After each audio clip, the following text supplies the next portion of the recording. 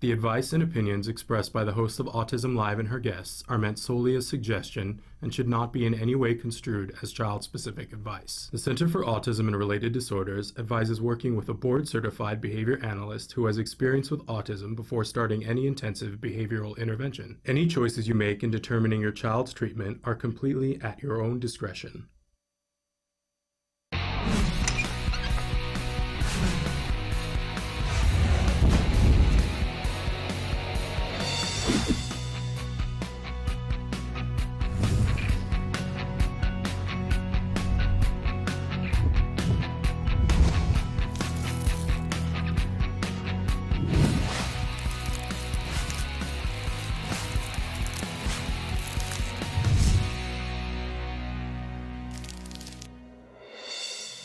Good morning and welcome to Autism Live. I'm Shannon Penrod. We're coming to you from the Warner Center in Woodland Hills, California. This is the home for Autism Live. It is also the home for the Center for Autism and Related Disorders. Thrilled to be with you on this Monday morning. We got a big show planned for you. We're going to have the amazing Bonnie Yates with us in just a few minutes, and she's going to be answering your questions. And then a little bit later on in the show, we have a really remarkable young woman. Her name is Kelly Bron Johnson, and she's a self-advocate who self-described has a not deaf, but she has a hearing issue where I'm going to let her find the words to tell you how she describes that. But but on the spectrum, and is really blazing a trail to help other people to understand what they need to do to help individuals who are on the spectrum to successfully be employed at people's places of business. Which, boy, you know. Doesn't it, it just like fills my heart to know that we're working on this in so many different ways to end the disparity. We know that so many individuals who are on the autism spectrum either unemployed or underemployed. And so many of you have written in and said, you know, I have this amazing student who we sent to college, and our son, you know, and he got this great degree and he can't get hired. Because he's on the spectrum, and you know, people cannot like see that, oh, okay, I would just have to change this one little thing, or I'd have to change these three little things, and then this person would be the most exemplary employee that we would ever have, right? That employers just don't know enough. So I love that this is what she is working on. Her company that she founded is called Completely Inclusive. And it's not just for individuals on the spectrum, it's for people of all abilities. So thrilled to have her on the show a little bit later. So that's what's going to be happening a little later on. But we are going to be with you for the next hour talking about autism from a 360-degree perspective. We love to hear your thoughts, your feelings, your questions, your concerns, your comments, how you feel about the weather, because you know it's that time of year. You might have feelings about the weather today. Traven's showing you some of the different ways that you can connect with us here at the show, and ways that you can be watching the show and write in and all those different things.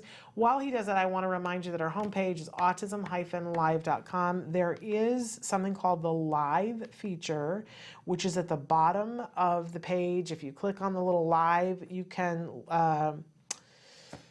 leave a comment. You can also be watching the show live. You can full screen. It used to be that like so much of the screen was about questions, and then there was the little screen where you could watch the commercials, and when we would put stuff up on the screen that was written, it would be like, you know, hello, I need a microscope, Shannon, to be able to see that. So now you can full screen it if you want to. You can put it to the side. You can listen to us in the car with just audio only. There's an audio only download on iTunes. You know, so wherever you want us, we try to be. If there's some place that we're not, would you please tell us? Because we love to be on more platforms. We just love that. Okay, so we love talking to you guys. It's our big thrill of every day. So what we do like to start the show on Monday with something we fondly refer to as the jargon of the day. This is when we take on one word, one phrase, one acronym. We try to figure out what in the hey nani are the experts talking about? How does it help us? How, like I love that our jargon today is doing what it actually suggests that it would do, right? It's like in big letters, Distractor. Shannon's trying to talk to you, but you can't take your eyes off of Distractor. Okay, So we try to give you the actual definition first. Whenever possible, I make as much fun of the actual definition as I can possibly muster, because everybody has to have a hobby. And then we like to give you a working definition so that hopefully you can begin to understand what this means in your life and how it can help you and your loved ones. So let's take a look at what the actual definition for distractor is. Distractor, an additional stimulus. Whenever the word stimulus is in a sentence, I don't know about you, but I go to sleep right then, right? An additional stimulus that is presented alongside the target during discriminative training. Distractors may be previously mastered stimuli or unknown stimuli. Oh, look at how many times we have the word stimuli in there. If I'd only had this last night when I couldn't go to sleep. It's a Sominex pill in the making for me. Okay, so, and if you don't know what discriminative training is, then good luck knowing what a distractor is, right? Wah, wah, wah, wah. Right, okay, so let's move on to our actual definition and let's see if we can't make heads or tails of this. Distractor, an additional item presented alongside the target to test whether the child can still select the correct answer when they have more than one thing to choose from. Okay, so when we talk about discrete trial training, we're trying to get somebody to discriminate between one thing and another. We're trying to teach a target, and we want them to be able first to understand what it is, and then to discriminate between that and something else. That is how we build language, right? So let's say, and we would never start with pen, right? But it's what I have on my desk. I need to get like a car in here, Traven. I need like a little plastic car that I can always refer to, because that's really probably, or something that the child really liked is something we would start with. And I always make fun of them that they go, touch car, right? But let's say that it's pen, right? So we're trying to teach that this is a pen to a child, right? And so we say, this is a pen, and then we put it down in front of them, and then we say, touch pen, and you're not seeing because my autism-live is in the way, and my pen is green. All right, let's take the orange pencil. Touch pencil, right? And so we would, and now the child has no idea what I'm saying because I'm speaking a foreign language to them. They don't understand enough English to know what that is. So I gently take their hand over and I go, touch pencil, and I go, yeah, pencil, it's a pencil. And then now I would say, touch pencil, and the child still, and yes, that's a pencil, it's a pencil, right? And so now I'd say to them, touch pencil, and they're like, well, she goes crazy when my hand does this, so they touch it, and we go, yes, it's a pencil, good job. And now we're ruffling their hair, and some kids like tickles, or we're hugging them, we're saying, yes, good job, it's a pencil. And we do this for a while, right? But then eventually, that doesn't mean that they know what pencil is. And they don't even know what touch pencil means, but they know when I go, that they touch pencil and I go crazy, right?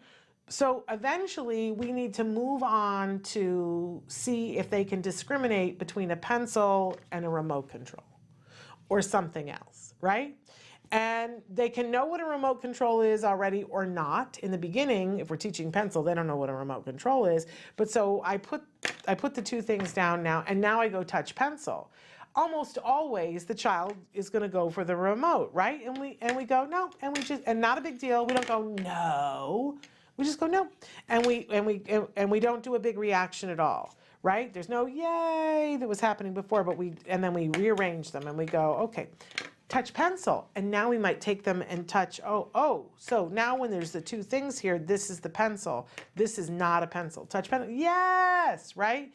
And so they still don't know what a pencil is. Now I got to put other things in. Eventually, I put in the cup and I go touch pencil, right? And I keep changing the position so they don't think, okay, it's that I want to touch this. So whatever this is, this is the target, and whatever this is the distractor. And there might be 2 distractors, there might be 1 distractor, there might be 7 distractors, right? But usually we're going to work up to 2 distractors depending on what the thing is. And we're just having them learn what it is, touch pencil, and this is the distractor. We don't really want it to distract them because we really want them to learn that this is pencil. And by the way, this is just the first couple of steps in a long stream of steps so that eventually the child knows that this pencil has pumpkins on it. But, sometimes pencils are red and sometimes they're purple, sometimes they're in curlicues. But it's a pencil, and a pencil writes. And when somebody asks me for a pencil, this is what I'm going to give them. And when they say, take out your pencil and write, I write with it. And when somebody says, hey, what's a writing utensil that you could use if you needed to write a note, that without saying the word pencil, they would be able to say a pencil, that they have that full global understanding of what a pencil is. So the very beginning of it, we start with that errorless learning that there's only the pencil, right?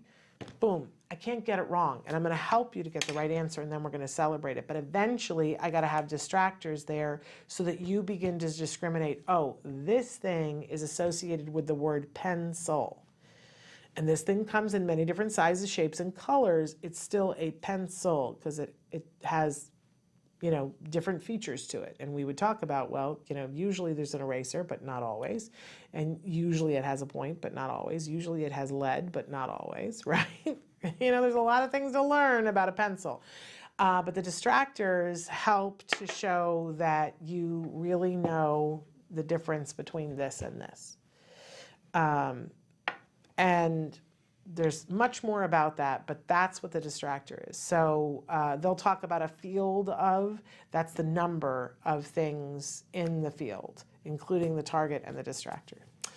Okay, so you will see that happening. And again, we talked about this last week, DTT, discrete trial training. It's a very important step in learning because it works. It works to get somebody to know, okay, this is a pencil. But we very quickly have to move on to other things so that they understand all of the elements of the pencil. Don't think that that's all there is to it. It's step 1 through 7 of the 355 steps that we need somebody to get before they really fully understand what that is. But it works. It works. So there's our jargon. Have you all been distracted now? Okay, moving on. We have a question for you that we would love it if you would write in your answers to on Facebook or YouTube or however you connect with us. You can do it on the autism-live, right? Our question for the day for you is, what throws you off your game?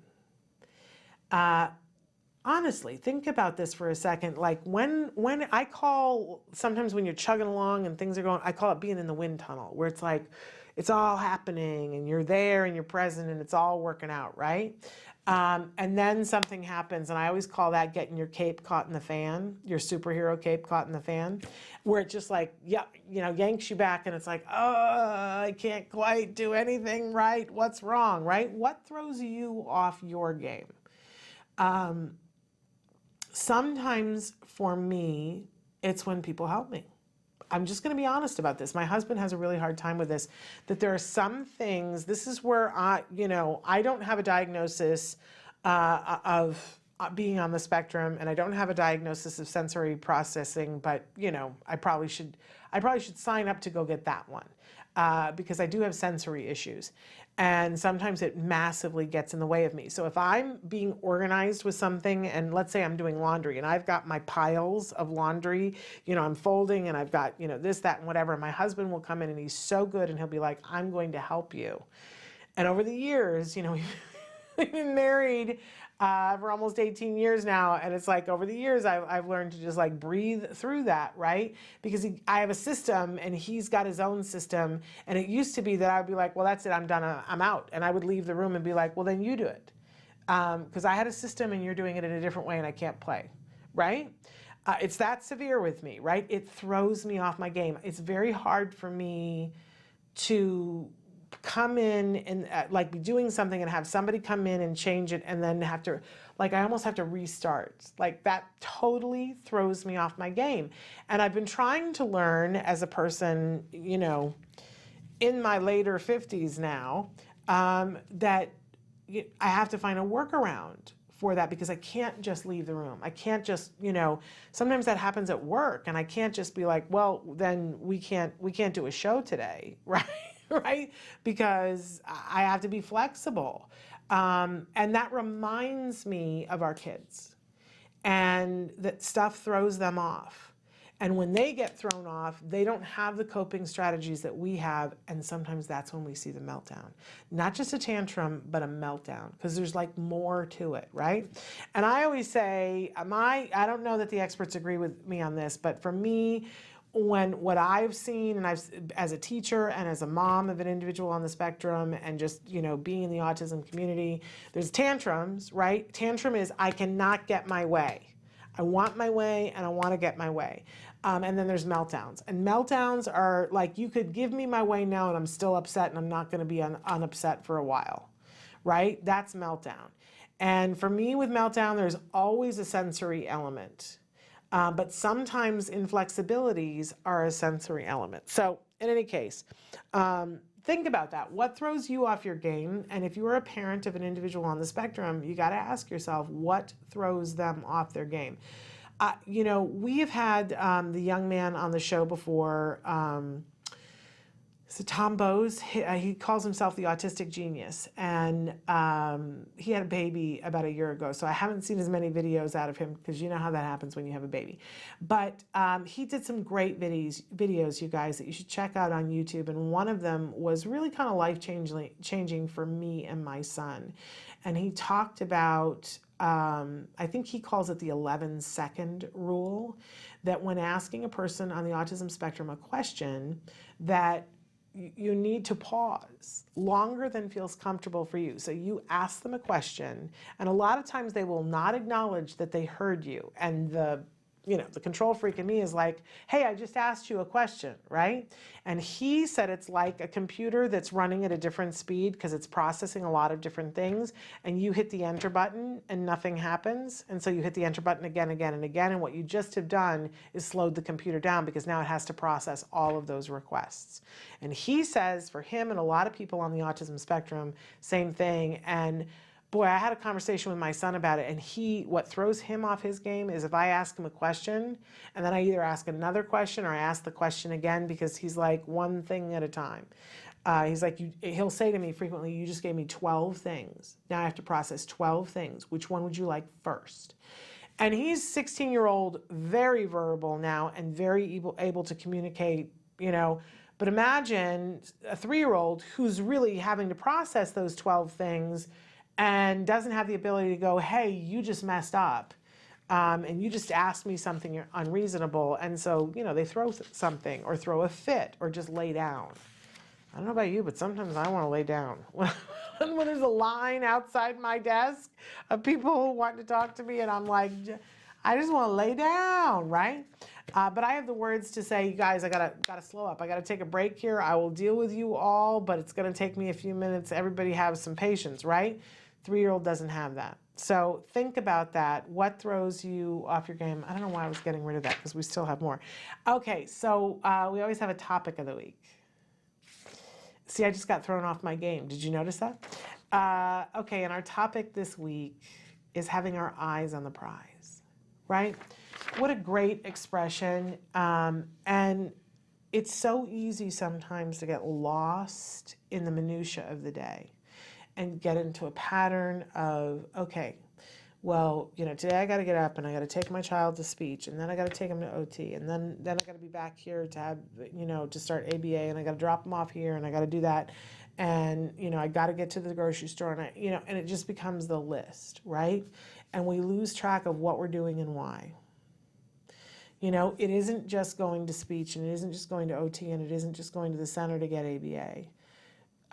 It's so important that you take at least a couple of minutes every day to remember where you're headed. What is the goal? I always say have a manifesto, put it somewhere inside a kitchen cabinet or in the drawer, in the junk drawer on the top, right? So it doesn't get lost. That has your priorities. Like, what are you going for? If you don't know, isn't it Dr. Phil who says you got to name it to claim it? Like, what are you going for? Put it in the words that you want. Don't take my words. Don't take anybody else's words. Pick the words that you want. And, I've had parents say to me, when I say to them, what do you want for your child? I've had them say, I want my child to be able to go to a 4-year college. Okay. Well, I don't know if you're going to get there. None of us know if you're going to get there, but if that's what you want, let's go all in and let's work towards that, right? Other people have said, the dad who said, I would like to know that someday he can just appreciate a good piece of music, that in his life, that a song will come on and he'll be like, oh, it's my jam, you know? What a great goal. You know, and you can have more than one of these, but what are we going for? What is success going to look like? And let's go for it. Because I'll tell you what, I've seen people fall short of what their dream was. I have. That's a reality. But I don't know anybody that feels bad about it when they get there if they know they went all in. The people who suffer are the people who have the goal, don't go all in, because then they go, maybe I should have done this. That's the place you don't want to be in. So put your eyes on the prize and put your feet in the direction of where the prize is, and you start moving. And miraculous things happen. Amazing things happen. Things that you will be grateful for. Can't guarantee that you will get there, but you won't ever be sorry that you said, that's what I want, and that you move forward full force towards it. So we're going to really be pushing you today to name what it is that you want to claim. It's so important that we all be clear on what we're doing and why, right? I will tell you that for this show, very early on, I said, I just want to know on a regular basis, because I can't take on, none of us can fix everything that's wrong, right? And I can't fix everything for even one person. But my goal always every day coming into the studio is if I can save somebody 5 minutes and help them to get further to their goal, or make them feel good enough and inspired enough that they get up to do something for 5 minutes, then I feel good about it. And those 5 minutes have added up to a lot of amazing things that you guys have written and said to me. I'm so grateful to be here with you. But that's really what I focus on. I would say one person, 5 minutes, $5 is a lot of time what I say to myself. I don't know if we've saved you $5 yet, but we're going to get Bonnie Yates on in a second, and I think we'll save $5 then. All right, so what do we have on the show today? We've got the amazing Bonnie Yates, who I'm late getting to, and she's always more patient than I deserve. She's going to be answering some of your questions, and then later we have really inspirational guest, Kelly Bron Johnson. She's an adult diagnosed autistic self-advocate and author who is also hard of hearing. So those are the words that she uses. She founded Completely Inclusive, and it's a consultancy based on teaching businesses how to make their workplaces inclusive and accessible to all diverse and disabled people. So she's also on the board of an organization called Promo 21, and we're going to talk to her about what that is. So, big show. Don't go away. We're going to be right back after these messages. Stick with us. Hey, I'm Candace Cameron Bure. Tom Bergeron. You're watching Autism Live. And you're watching Autism Live. And you're watching Autism Live. You're watching Autism Live. Do you provide care services to someone with autism? Recently, more and more children are being diagnosed with the condition and getting the support they need as awareness grows. But what happens to these children as they grow up? It's estimated that over 500,000 youth with autism will turn 18 in the next decade, and they'll be faced with a very difficult reality. As children with autism grow up, their services start to disappear or become very difficult to access. Things like medical care, mental health counseling, vocational training, and more. All services that are still desperately needed. The loss of support that youth with autism face as they grow up is so severe that it's referred to in the autism community as falling off a cliff. Adults with autism need the same level of support they had as children to avoid falling off the services cliff. Introducing Skills Living, the web-based software designed specifically to help transitioning youth and adults with autism so they can avoid the cliff and instead fly to success. With Skills Living, help your learner with autism develop the skills they need in all the critical areas of adult life, including self-control, planning, and problem-solving, effective communication, performing life skill tasks for independent living, acquiring and maintaining employment or other meaningful activities, developing and maintaining social skills and relationships, accessing transportation and public services, and being safe. Skills Living includes a comprehensive assessment, a data collection mobile app, behavior intervention plan builder, and automatic progress reporting. It also provides a complete curriculum addressing 16 key areas spanning the entire range of functioning adulthood. Skills Living is easy to use and can be implemented by schools, parents, and autism service providers. Call or click today for your free demo and see how Skills Living can help your learner with autism avoid the cliff and instead reach their fullest potential. Skills Living. Wish, learn, become. Welcome back to Autism Live. We are so lucky because it's Monday and we get to have the fabulous Bonnie Yates with us. She is a special education attorney. She is coming to us courtesy of the law firm of Hirji and Chow here in Culver City, Southern California. Welcome back, Bonnie. So thrilled to have you. Thank you. Welcome back, Shannon. Tell us about Hirji and Chow. Yeah. We have great questions today from our listeners, and I want to just say that you guys are like the heart and soul of all of this. You think of the best questions. I don't think there are any bad questions. At least so far they've all been, I think, really not only thought-provoking questions, but I've learned a lot in trying to research, in some cases, the answers to things you asked me that I didn't know. So it's a really synergistic process, and I just wanted to say thank you to all the Autism Live listeners. I'm also supposed to tell you that I am a proud member of the law firm of Hirji and Chow. We're a 6-attorney firm. We do special education, regional center services, disability discrimination, which encompasses injuries to children at school, and then higher education, which concerns things like, are you going to get accommodations for your SATs, or what happens when you go off to college and you need your accommodations and other kind of supports in a post-secondary environment. If you want to contact us, our phone number is 310-391-0330. If you're in Southern California, we offer a free complimentary consultation to you. And our website is www.lawyer, and then it's 4 as in number 4, children.com, and there's a lot of interesting information at the website as well as how to get in touch with us. When we answer your questions on the air, we're answering them per California law because I'm a licensed attorney in California, and under federal law, because the idea was originally a federal statute. And if you have a specific problem, we generally refer you to COPA, www.copaa.net.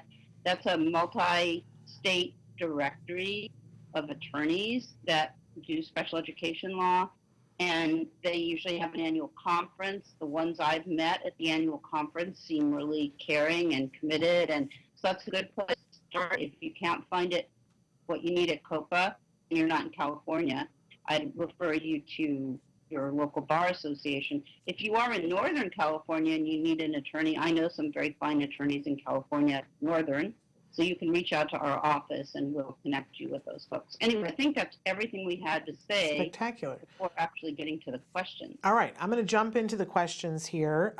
So the first one, it's lengthy and there's a lot of things about this question that are not legal, but I want to give people the background for it, and then we'll have somebody who's more of a clinical address some of the clinical questions in it. But I wanted you to address it, Bonnie, because there's something in it specifically that I went, ooh, that's a legal thing. So the question was, hello, my daughter is 5, moderately affected by her autism and verbal.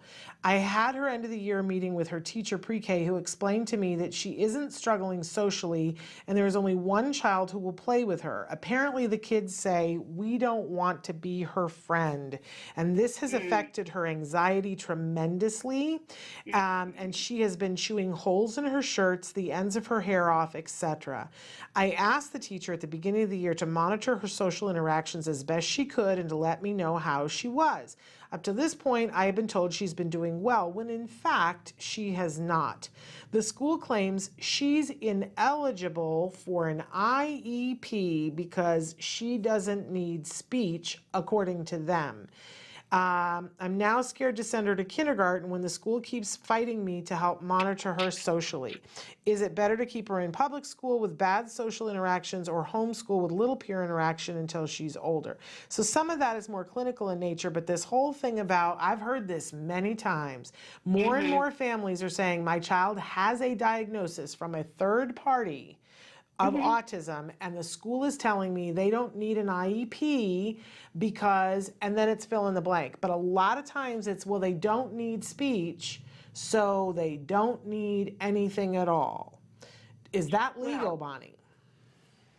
Did she say, Shannon, that her child is in first grade? So she said that this last year they were in pre-K, but right now she's supposed to be starting kindergarten. Well, I feel as if the social problems that she's having could be tremendously minimized if she had a skilled behavior therapist. One of the beautiful things that CARD did when Nick was going to school was CARD's therapists were so fun and so loving and so creative that people did want to play with Nick because they wanted to play with the CARD therapist. So that, to me, points to the need for some kind of social support, social skills support that she's not getting. Now, in terms of having a medical diagnosis and going to school with it and what they're supposed to do, if you bring them a medical diagnosis, they're supposed to assess. It's pretty low threshold for assessment. If the child is suspected of having a disability that would qualify them for IDEA services, they are supposed to assess, and there's a systemic-wide problem, and I see it a lot in the South Bay, and yes, that's a shout-out to you South Bay districts in Southern California. They try to get out of assessments because assessments lead to IEPs, and IEPs lead to accountability and services. Where is it written that the only way you qualify for IDEA services is with speech therapy? There could be many other reasons you would qualify, and we've gone through those, but autistic-like features in California is enough to get you an IEP as long as your autism has an educational impact. And clearly, she's got anxiety from the lack of appropriate social support in school, and she's actually starting to self-harm because of it, from, if I'm remembering the question right, she's pulling out her hair and things. That's an educational impact. So that's just wrong. And what I like to tell people to do in these situations is to say to the district, I've consulted with a lawyer. I'm told that you have a duty to assess and that my child likely needs social skills, that she's entitled to be educated in the least restrictive environment with the support she needs to be successful, and she's functioning at a level where I think she can be successful. And this lawyer said to me that I better go back to the district and tell them to do a bang-up job at my IEP. Otherwise, she's going to get involved. And I think that'll kickstart it a little bit. What do you think, Shannon? Absolutely. Absolutely. I think these are all amazing ideas, Bonnie. It just, these kinds of things make me, like, I get mad. I love having you because you get into practicalities and about what action to take, because I get a little paralyzed. I get mad. Well, they're bullying her, and I am offended by that because I sort of like to stick up for the underdog. I think that's what we're supposed to do. And they're bullying her, and I just want to bully them right back. You know, like, knock it off. Yeah. Follow the law. Get it together, you know? Well, it's that thing, Bonnie, I think I just said this to somebody the other day, that I always have to remind myself, do I want to be right or do I want to get what my kid needs? Because I'd like to school them. Sometimes they're the same thing. Yes. You know? But sometimes you gotta like step around something, and I always want to school people and go, hey, here's the law. Yeah. We are trying to school people, and I wanted to say to this lady, like, if she's in Southern California, she's got a specific legal problem, and she really does need to sit down and discuss with an attorney what would be the most efficient and effective way to attack this, you know? We'd want to look at the documents. I'm presuming most of this stuff hasn't been in writing. If any of it is, like, wow, if you've got something that says, you have a diagnosis of autism, but you don't get an IEP because you don't need speech, like, send me that, please, so that I can, like, make 5,000 copies of it and drop it from the sky onto, like, public school campuses or something with a phone number. I mean, really, that's so blatantly illegal. It's so blatantly unafraid and, like stepping on people for a long time because they think that people are stupid and they're not stupid. And just because you might not have a PhD or a PsyD doesn't mean you don't have good instincts about what your child needs. So knock off the intimidation, people. Like, stop it. Yeah. Absolutely. Should we move on to the next one, which kind of goes hand in hand with this? The next, and Traven, we were having a little bit of a sound issue. Should we pause and get a better sound connection, or you think we're okay, Traven?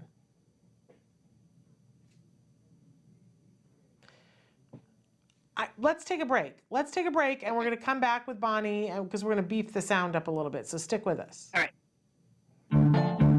Hi, Lisa Ackerman back with Talk of Facts. Questions, real life questions and answers for the autism journey. Oh, are you ready for this one? Talk to me about puberty. So what I would recommend is, first and foremost, is the kids that have done the therapeutics, the medical, and the dietary allergen removal interventions tend to have an easier time at puberty. Seizures are really common for children on the spectrum, more than neurotypical populations, and they're especially most common right at or about puberty time. So it's extremely important, even if you have a 10-year-old, that you've already done an EEG, that you consider before they go through puberty to get a second EEG done. Just because you have one clean EEG with no abnormal brain activity or seizure activity, you need to do another one prior to puberty. That's one of the most common calls we get with teens on the spectrum, is they are often experiencing a seizure for what their family thinks is the first time. And the third thing is, you're gonna have a teenager, so you're really gonna have to kick it up a notch on those life skills, social skills, and getting your kid ready to be that teenager they need to be. So if you're doing that baby thing, and I know you are, where you're maybe making their lunches or helping them with laundry, we need to start bouncing some chores over to those kids. And we also need to increase social environments where they can be successful. So think about it. We've got 3 really important things that we need to look at. Puberty is a very serious issue, and we take it very seriously. So make sure you have all of your therapeutics, medical, and dietary interventions in place. Consider to do another 24-hour EEG with your physician prior to puberty. And the third most important thing, get ready to raise the bar. Your job is to really get them ready for life. And I know you can do it. Welcome back. We are here with Bonnie Yates, and hopefully the sound is a little bit better for you. So we were looking at some questions that you guys had sent in. One of them was, how do we get school to work on the social piece? Is there a way to get it in the IEP? Well, this does dovetail nicely with the other questions. The other question presumes that there's, I guess, no duty on the part of the district to do anything except for provide academics. But we've had other discussions on Autism Live about transition to adulthood. And if you look at the IDEA, it considers to be this transition to adulthood and to employment where possible. It considers that to be extremely important. And so if you don't have the social skills to interact with other people spontaneously and successfully, how are you going to get a job interview? How are you going to pass a job interview? How are you going to keep a job? So districts do have a duty to provide social skills training in school. And if you are having problems making friends and keeping friends, sorry, there's a giant airplane flying over, that meets the criteria for an educational impact. We lost some of your volume. Did you get further away? Yeah, that was the airplane. No, but we're still. If you need social skills support, because the ultimate goal is for you to be independent as an adult and work independently or work in a supported job, that needs to be part of your IEP. And districts define IDEA services narrowly because because they don't want to have to provide these kinds of social skills services. There are reasons. They haven't been trained in how to do them would be one. Another is the ABA model is intensive. I'm seeing a lot of districts down here where a kid really needs ABA. They aren't even offering bad district quote-unquote IBI. They're saying that like the school counselor can take care of the social skills in a 20-minute weekly session and the speech therapist can work on pragmatics. That might be fine, but it doesn't make up for the intensity of an ABA program. And I would bet that if you ask them what the research basis is for the interventions they're choosing, they would say, we don't know because they aren't research-based. And you could ask them to give you prior written notice, which we covered a couple weeks ago. If they won't give you social skills in the manner that you think your child needs them, they have to tell you why not and what information that's based on. They absolutely have a duty to help you with social skills. We're, in lots of situations where a classroom's very structured and a student may look okay when he's just doing academic work, and then you put him out on the playground and he's lost and he isn't interacting with anybody and he doesn't have any friends. That's not a minor piece of information. That presentation has a trajectory. That person's going to have a hard time as they get older. And the older they get, the more anxiety they're going to have and the harder it's going to be for them to just do the work of learning how to socialize. So you have a right to improve in these areas, and that should be written into your IEP. And I don't remember if that's enough of an answer to the question or if there's other things that the listener I think asked. parents knowing that it can be in the IEP and should be in the IEP and that they have a right to it, I think that's really what they wanted to get at. So I'm going to move on to the next question, which is, I have an 8-year-old who has a diagnosis of autism and ADHD. He is very smart and can do grade level work, but he needs to be in almost constant motion. When he was younger, his teachers had a mini trampoline at the back of the room and he could take breaks on it whenever he needed. He didn't even have to ask. Now that he is 8, the school wants to put him in a special day class. They are saying he is disruptive to the other students. This is what he needs to succeed. I don't want him in a special day class. What can I do? So he's being excluded from the classroom because he's disruptive, quote unquote. What grade is he in? Well, he's 8, so what is that? 2nd grade, 3rd grade? I'm not good at the math. Yeah. Well, I think, Well, 3rd, it depends 4th. on whether our kiddo went to kindergarten at 5 or 6. So he could be 8, he could be 7. So, there's the Rachel Holland case. I think it's Holland versus Sacramento Unified School District. It talks about the presumption of mainstreaming with support to be successful in the classroom. And particularly when kids are younger, the balance is tipped in favor of mainstreaming kids with supports for the social benefits unless they're too disruptive. So maybe we could get some more information from the listener about what the specific kinds of disruptive behaviors are that he's having. In the early grades, the presumption would be that you put in more supports to deal with the disruptive behavior so that he can stay in general ed for all the general ed benefits.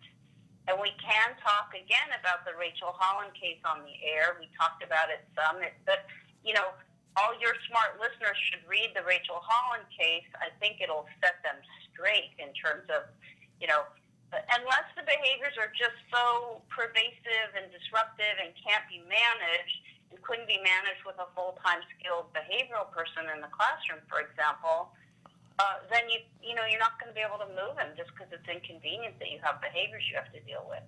Not for a 2nd or 3rd grader. Maybe for a 7th grader or a 6th grader, but not for a 2nd or 3rd grader. The brain is still plastic, and the law favors that social immersion as articulated in the Holland case.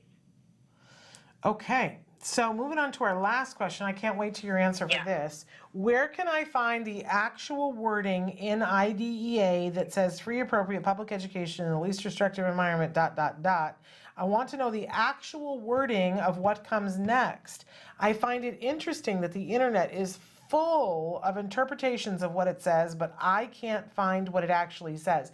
And when I got this question, I was like, because I can remember looking it up years ago, and I started looking it up, and I couldn't find it, Bonnie.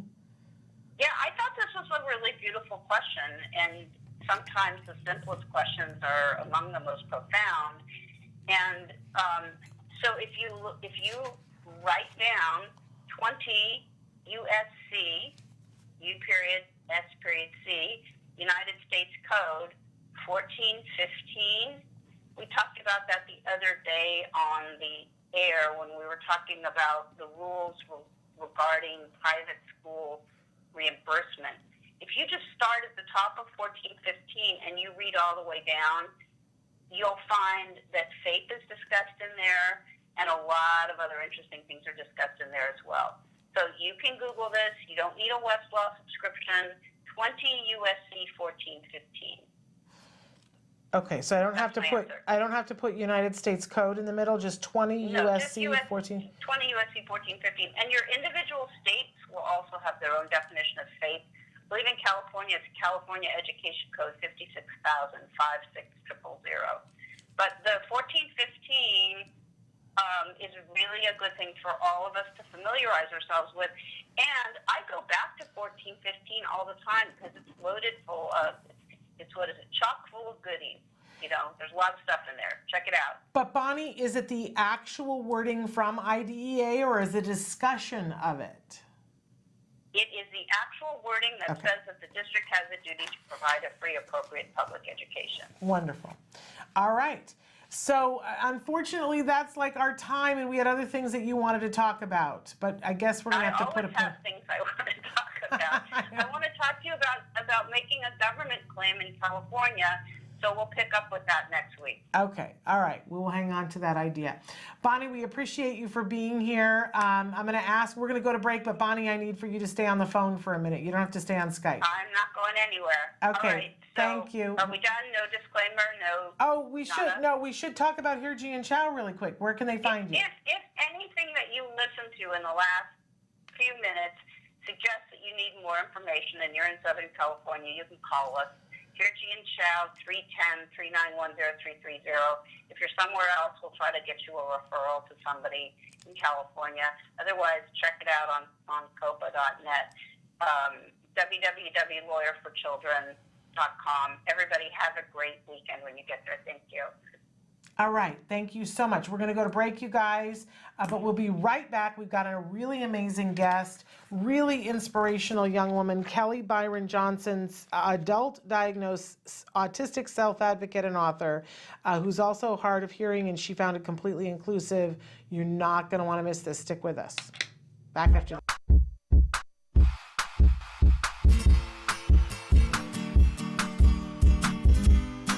Hi guys, welcome back to Smarty. This month we're going to be creating a popsicle puzzle. As we do this fun activity, you'll notice these icons will pop up. These icons tell you important information about the skills we're using to create the craft and where you can find them on the Skills program. Skills is an ABA-based tool that helps parents create a curriculum that will help their children that are on the autism spectrum. Well, let's get started. The materials you'll be needing are popsicle sticks, tape, and arts and crafts materials. So step one, you're going to take your popsicle sticks and lay them down and cover them with tape so they don't move around.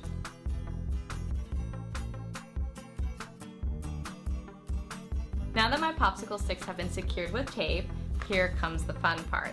You're going to take your arts and crafts materials, they can be paint, markers, whatever you have, and then you're going to decorate this with a beautiful picture.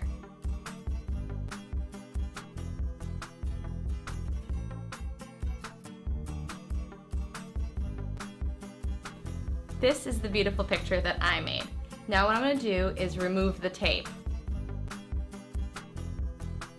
And now, as you can see, they come apart. And here is your awesome puzzle.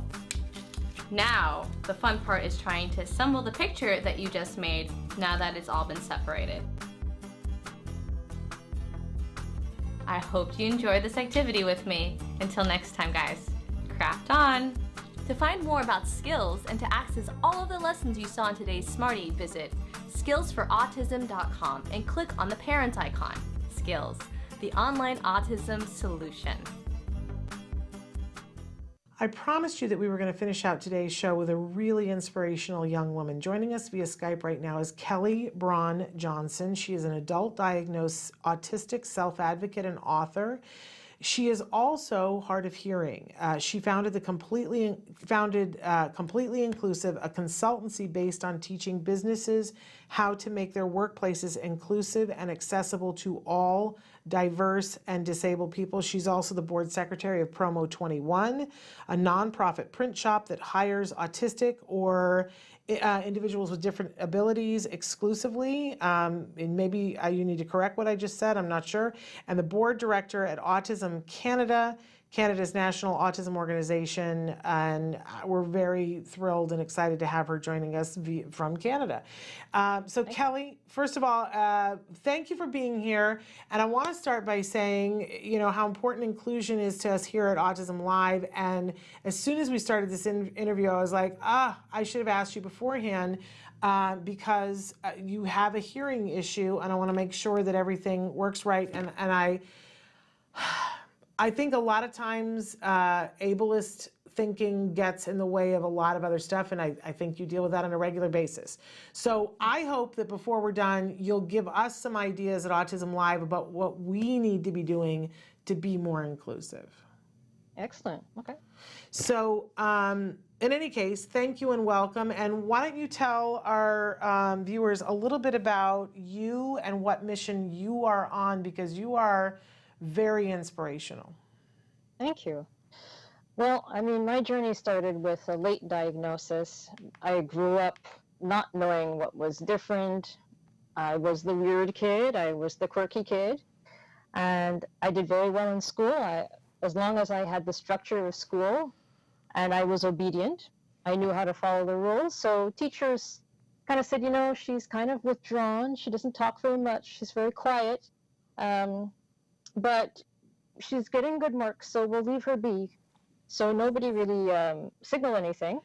My parents were constantly worried because I was a very picky eater. I had a very, very limited diet, and they didn't know what to do. I think, you know, I grew up in the 80s. It wasn't, you know, in style, I guess, to look for a lot of different supports for your child. They just thought I was kind of strange.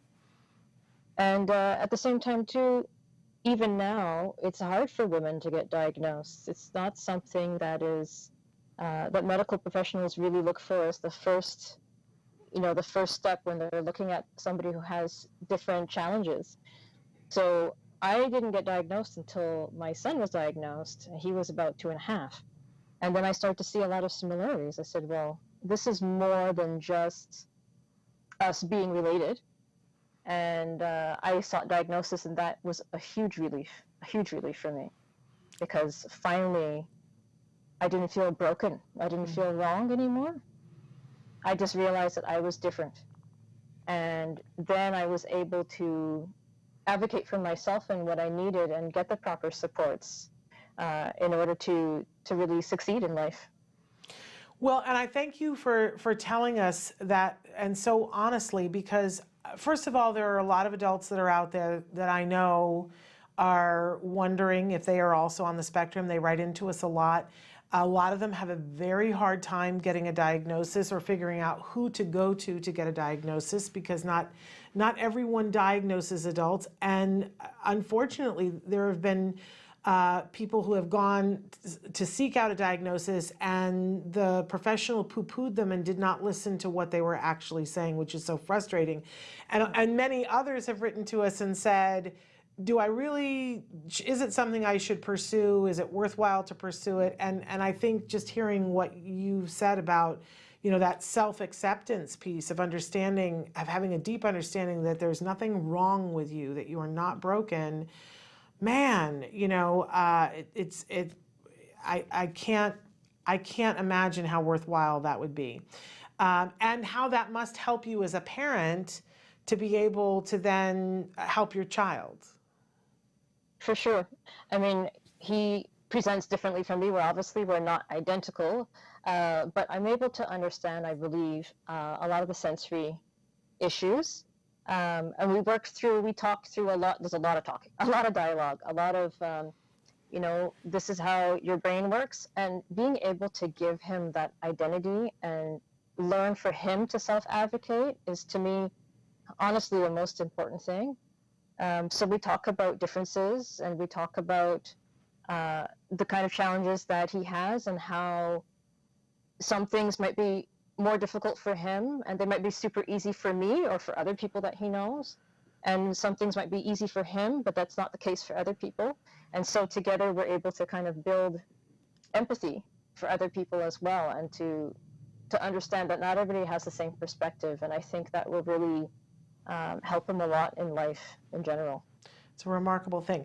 Now, it wasn't enough for you to just gain this information and be able to help your son. You now have decided to take it a step further in many different ways, but talk to us a little bit about Completely Inclusive.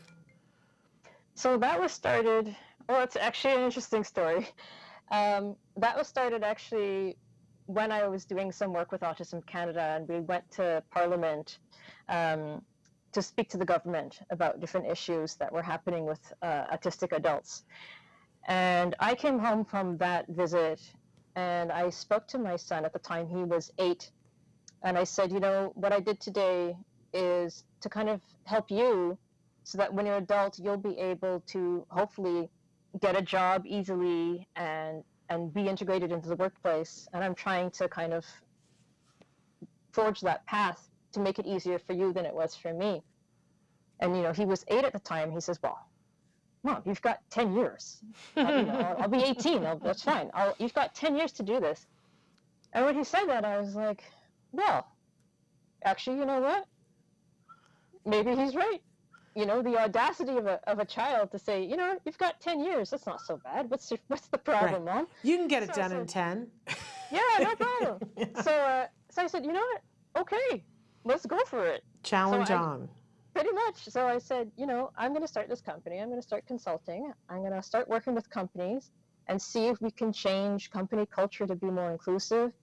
And my hope is that by changing companies one at a time, eventually that's going to change all of society, because they need to see the value of things like universal design. They need to see the value of diversity and inclusion. And I just think it's going to spread. And I decided that even if I don't make tons of money, it's important. This is the legacy that I want to leave, and this is the path that I want for my child. I had a lot of difficulties with, you know, in the workplace, and I just don't want him to have to go through that. So how does this work? Does the company come to you, or does a person who wants to work at a company come to you and say, I need some help and support because I'm doing my job, but I'm having trouble with this, and this, and I wish my employer knew? Which, do you work both ways? How does this work? I work primarily with the company itself. If they do signal that there is a particular person that's already there, then I will definitely support that. But I go in and I will do a workplace audit. I will check for accessibility, and again, not just for autism, but for all disabilities. I want to make sure wheelchairs can get in. I want to make sure bathrooms have non-gendered bathrooms, that people feel comfortable. I look for issues of cultural appropriation, anything that would make somebody feel marginalized or excluded. I work with companies as well with their job postings, with their HR manuals, to make sure that the language they're using is inclusive, because a lot of the times they say, you know what, you're telling me that there's people out there, you're telling me there's disabled people out there that want to work with us, but why aren't they knocking on our door? And I say, well, there's probably something about the job posting or about the way that you're advertising your culture that they're not sure. They're not sure that they would fit in there, and you're not making them feel welcome. And so I really work closely. I also give trainings to managers and to staff, because I know even from my own experience, sometimes when you say that you're hard of hearing, or I've been very involved with the deaf community as well. You go and you try to order food and you get this deer in headlights look. And I've even spoken to deaf people who said, you know, they were looking for accommodations at the airport, and they come up and they signal that they're deaf, and the person offers them a chair. Right. So there's a lot of misunderstandings, a lot of misunderstanding about what autism is, about what any disability is, and what we need. And I'm trying to change the face of what people think or what they expect to see when they see a disabled person. Well, I think that that is an amazing journey to be on, and I really appreciate that you're doing that, because I think we all, I sometimes have this, I'm a parent of an individual who was diagnosed with autism at the age of 2.5.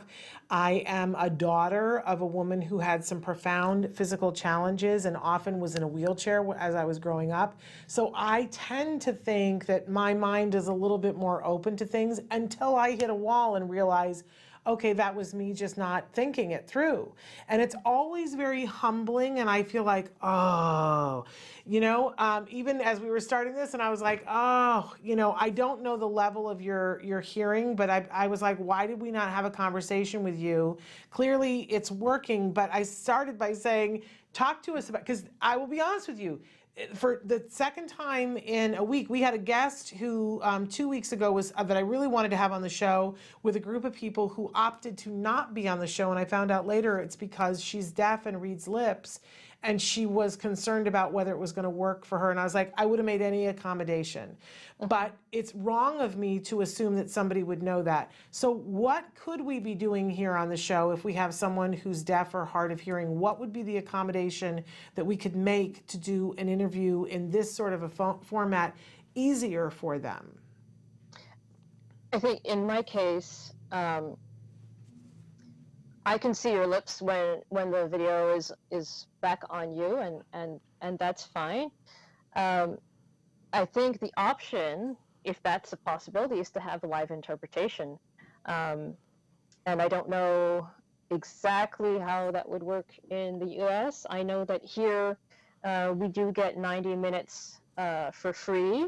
It's a government service called the Video Relay Service Canada. So that's always an option, that you would have then ASL and speech at the same time. That's, of course, if the person uses ASL, because not all deaf people use ASL. Yeah. I'm learning, actually. Interesting. I know that for me, I absolutely love live captions. Again, if that's another option, if you had it on the screen on the side and there was live captioning. I have an app on my phone that allows me to do live captioning. So that's actually Google. It's free. Okay. Everybody, these kind of accessibility things, and that's another thing actually I tell companies in general. A lot of these accessibility tips or devices or apps are actually free, and some of them are included in when you buy your regular phone, and that's on Android or iPhone. So these are all things that, again, but you have to kind of know about, and asking people and saying, hey, you know what, we're open. I think coming out immediately saying, hey, we're open to trying working with people who are using sign. We're open to trying to work with live captions. We're willing to try. Yeah. And I think that really is the first step. All right. Traven, we're gonna have a meeting about this. We're gonna get on this. So talk to us a little bit about Promo 21. It's actually really fantastic and really exciting for me, because I met a gentleman at another disability employment event in January, and he was just talking about this idea of having this print shop, and this dream he had was basically to try to find employment for adults. His girlfriend's son is autistic, and after the age of 21, you kind of age out of the system, and there's nothing for people to do anymore. So he said, this can't be right. We have to find something. So he had this idea of making this print shop and hiring only autistic and or intellectually disabled people. And so I said, hey, give me your number. We're going to try and make this happen. Let's do it. And within a couple of months, all the paperwork and everything was in. The board was assembled, and voila, in mid-July, it opened. And we've got 5 employees now working different schedules. Some of them work part-time, some of them work full-time. It's all based on what they want to do and what works best for them. The workshop is made to accommodate them and their skills, but in general, everybody is learning all the tasks that are involved in silk screening. So any of them can kind of interchange, and they can do the different tasks. They're not just relegated to one task. And, you know, it's a nonprofit, so we are trying to get more sales, of course, but really the goal is to give people skills that they can then use and transfer. I never wanted to start the print shop to say this is going to be your forever career. I mean, that's fantastic if we have loyal employees that want to stay a long time. What I want is for people to gain the confidence and the skills that they need, that they can then go and get further employment if that's what they want to do. I just want those options there, because otherwise a lot of disabled people age out of the school system, and then they sit around twiddling their thumbs because nobody wants to take a chance on them. Yeah. And then they say, well, you've got no experience, so what do we do with you? I want to give them experience and confidence. A lot of it is confidence too, that they can do something. A job is everything. A job is everything. Yeah. Well, I appreciate everything that you are doing through these two organizations. How can people, let's start with Completely Inclusive. How can people find you if they want to have their business have a check through? So I love social media. I have a bit of a marketing background, so you will find me on LinkedIn posting every day on both my company page and on my personal page. We have a Facebook account. We have Instagram. Otherwise, people can email me directly. It's kelly@compinclude.ca, and maybe we can spell that out on the screen after. And yeah, otherwise, I don't hide. I don't hide on the internet. You Google my name, and people can find me easily. Tell us what it is again, so that we'll put it up on the screen right now. Let's go ahead, because some people they listen on YouTube, so let's spell it out for them. It's Kelly, Kelly, at COMPINCLUS.ca. Okay. I think, did you get that, Traven? C-O-N? C-O-M. Michael? Yeah. Okay. P like Peter. Yes? I-N like Norman. C-L-U-S. I left out the, okay. .ca. I left out the U. .ca. Okay. So, and then if somebody wants to have some shirts silk screened, or they've got a project that's coming up that there it is up on the screen because he's so good. And they've got a project coming up and they'd like to use Promo 21, where would they find them?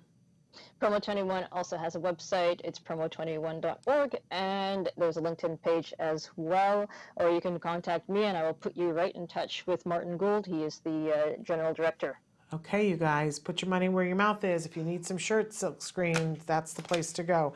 Kelly, you are such an inspiration. So thrilled to have you here. Keep us posted on what's happening, because the job piece is so important, and we're thrilled that you're working on it. Thank you so much. Thank you. Have a good day. You too. Bye-bye. Bye. All right, we are out of time, you guys. I think we've gone a little bit over here, but I wanted to thank all of you for being here. Let's talk a little bit about, I do this every Monday. Okay, so this week on the show, tomorrow, the best of, you'll see that tomorrow. Then on Wednesday, we have Evelyn Kung answering your questions. On Thursday, we have autism expert Jessica Plogue-Fragola. Pardon me for how I just slaughtered her name. And then we have Stephen Clark, host of Cyber Time Bite podcast. That's going to be wonderful. And then on Friday, we have Jeanette Magaro, the founder of Autism in the Classrooms. I'm just going to put it on your radar. We got a bunch of guests that are coming up in the next couple of months. We are hoping that we are going to have Erin Murphy here on the show with us. Do you remember her? She's Tabitha from Bewitched. Because she's getting an award at Denim and Diamond. So we're trying to see if we can get her in the studio here with us. She's just a lovely human being. And we've got a bunch of other guests that are coming along. So we're going to be back tomorrow with the best of. Don't forget. And then be here on Wednesday live when Evelyn Kung answers your questions. Until then, give your kiddos a hug from me and one for you too. Bye-bye for now.